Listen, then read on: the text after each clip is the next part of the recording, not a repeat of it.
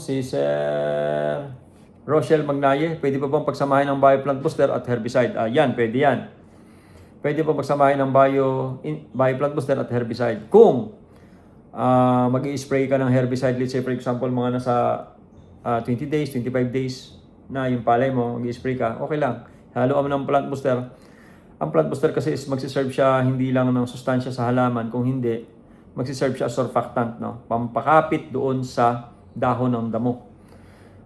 Pagka tumama yung solution doon sa dahon ng damo, ay kahit ulanin, hindi po basta-basta mawawash out. So yung in-spray ay hindi mawawala, hindi po masasayang.